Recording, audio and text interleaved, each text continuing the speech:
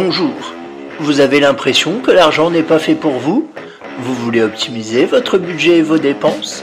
Vous êtes souvent à découvert et vous souhaitez améliorer votre vision et votre gestion de l'argent? Alors, bienvenue sur Budget, le podcast qui t'aide à gérer concrètement ton budget.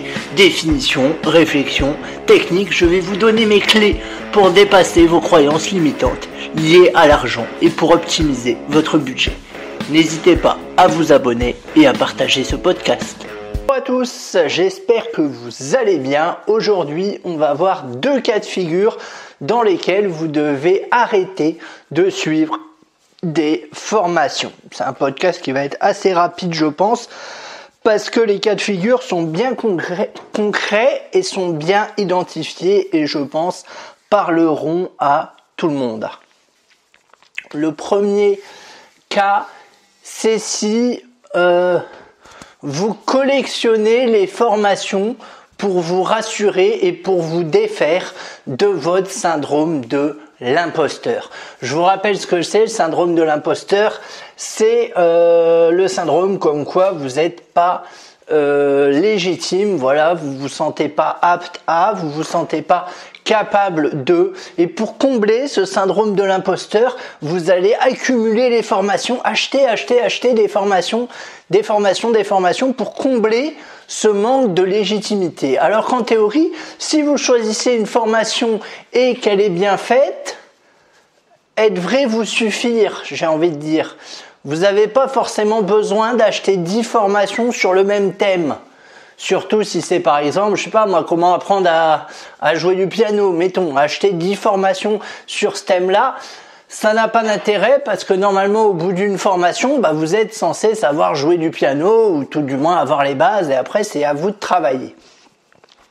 Le danger à multiplier les formations, c'est que vous allez penser que c'est ce qui fait qu'à un moment vous allez être légitime. Et c'est pas forcément vrai. Encore une fois, ce qui va vous donner votre légitimité, selon moi, c'est vos résultats. C'est pas forcément les formations. Je dis pas que ça peut aider. Je dis pas que ça peut pas aider. Je pense que ça peut aider et que c'est nécessaire. Mais à un moment, il faut dire, j'ai suffisamment de connaissances, je me lance. Ce qui nous amène au deuxième cas de figure dans lequel vous devez arrêter de faire des formations. Si vous êtes dans ce cas de figure-là, c'est vous faites des formations, mais jamais vous passez à l'action.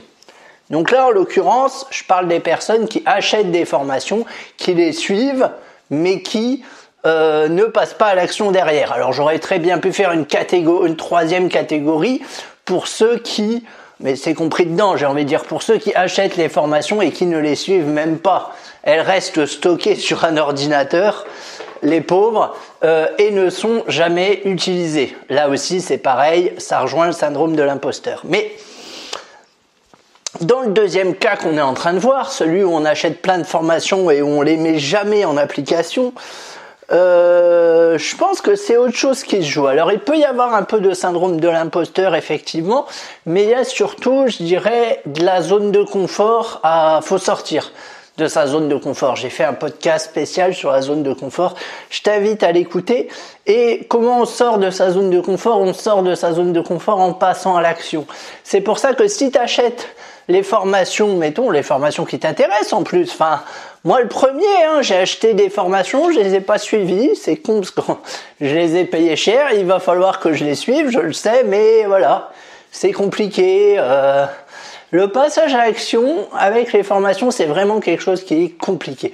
Moi, je suis sûr que 90% des personnes qui achètent des formations ne passent pas à l'action ensuite. Je suis sûr. Quel que soit le type de formation qu'on achète. Je me focalise pas forcément sur sur une seule personne ou sur un seul type de formation. Moi, ce que je te propose, c'est d'avoir un principe simple, de ne pas acheter de formation tant que tu n'as pas mis en action la dernière que tu as achetée. Ça me paraît être un principe plutôt éthique, Parce que mine de rien, tu te rends pas service en fait en achetant ces formations et en mettant les choses jamais en action. Déjà, ça te coûte des sous, parce que généralement les formations c'est pas gratuit. Et ensuite, ça te donne une image négative de toi-même, vu que de temps en temps, ton inconscient te rappelle, te dit « Ah oui, tu as tel programme à suivre, mais tu l'as pas suivi, oui, tu en es pas capable, etc. etc. » Au final, faire comme ça, paradoxalement, ça renforce votre syndrome de l'imposteur, je pense. Je l'ai vu avec moi. Je pense que ça renforce votre syndrome de l'imposteur et que c'est dangereux.